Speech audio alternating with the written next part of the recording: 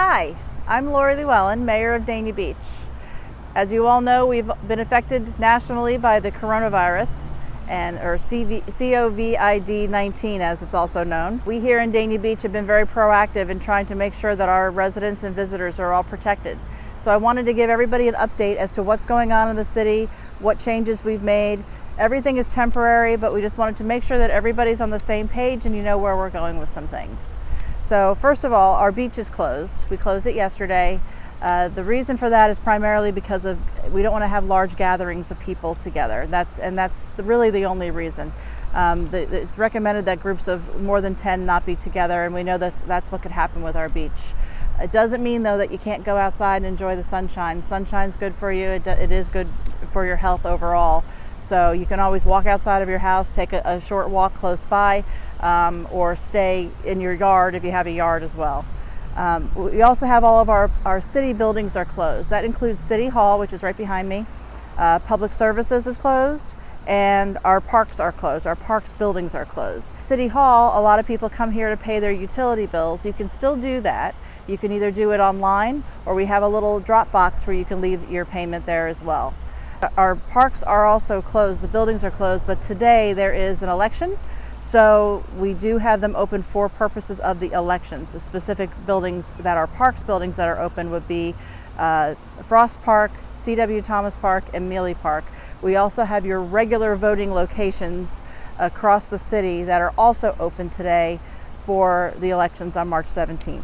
Also, our basketball courts and tennis courts and other outside activities at the parks are still available. You can still use them. But again, we recommend that you don't gather in large groups. So if it starts to become more of a group setting, more likely than not, someone's going to come and let you know that you need to disperse. But you can feel free to use the parks facilities, the outside, and walk around in the parks, take a walk, and that sort of thing. We also have gone around and checked all of our nursing homes and assisted living facilities to make sure that they are in compliance with the orders that have been issued by the state, specifically that they've basically been closed to the public except in extreme circumstances. So we've made sure that all of our nursing homes and ALFs within the city are in compliance with that. Our employees, we have issued a telework policy, which basically means that our employees, even though City Hall is closed, are still able to work from home. Those who are able to work from home. So not everybody can, but the majority of people can. So those individuals have been set up with the appropriate equipment, and we're all still accepting emails, and you can contact us that way, and we can still get business done so that we can make sure that the city doesn't come to a standstill. BSO law enforcement, fire, sanitation, and utilities are all fully operational. Everyone in those departments, or your public safety is still our first priority, and that is something that is still being taken care of appropriately. If you need to call 911 for some reason, call 911 and somebody will respond. If you need the police will be there as well. If your garbage is still going to be picked up, or like I said, our utilities are still fully operational. And we have suspended any water turnoffs in the event that there is something pending right now. So don't worry about your water being turned off. That's not going to happen right now. Once we are past this situation, then that will begin again. We've also canceled our March 24th City Commission meeting. We felt it was in the best interest for everybody. We do tend to get quite a large group of people that come to the meetings, and we really don't want to gather groups of people. As we said, that's how this virus spreads. So we decided that we would cancel the meeting at this time. We may be able to do something different in the future, but for now we think it's the best practice. Like I said before, we are voting today on March 17th, and all the locations, including our city parks, are open for that purpose. The individuals who are working at the voting stations are all taking precautions, wearing gloves, they have hand sanitizer, again making sure that we don't have large groups in the buildings at one time. So that your safety is what we're looking out for.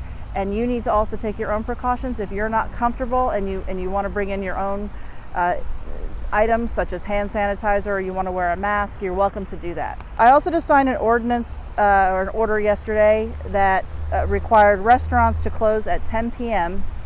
We've required that they only keep 50% capacity in an effort to keep the spread of this virus to a minimum. We are looking to amend that ordinance to make sure that people with existing drive-throughs can still use those drive-throughs. But we are asking, we have required now that our restaurants only keep 50% capacity in the restaurants. That will be followed up if need be, if people are violating that order. In addition, you may know that the schools are closed. Spring break is next week, but before that is this week. And the schools do have a number of locations at specific high schools throughout the county where kids can go to get their breakfast and lunch. And that's only Wednesday and Thursday this week. The closest location would be South Broward High School.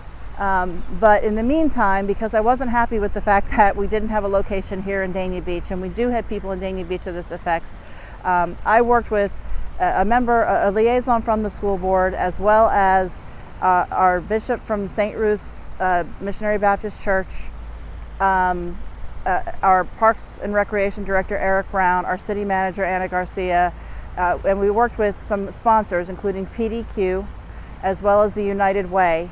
And St. Ruth's is actually doing breakfast and lunch at the same times as the schools are.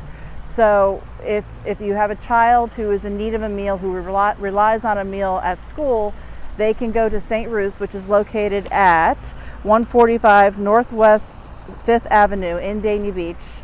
And they have breakfast every day this week between 8 and 10 a.m. and they have lunch between 11 and 1 p.m.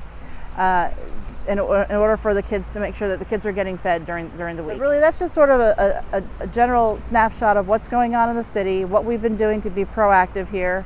If you have questions or you have concerns, you can go to the website, which is daniabeachfl.gov.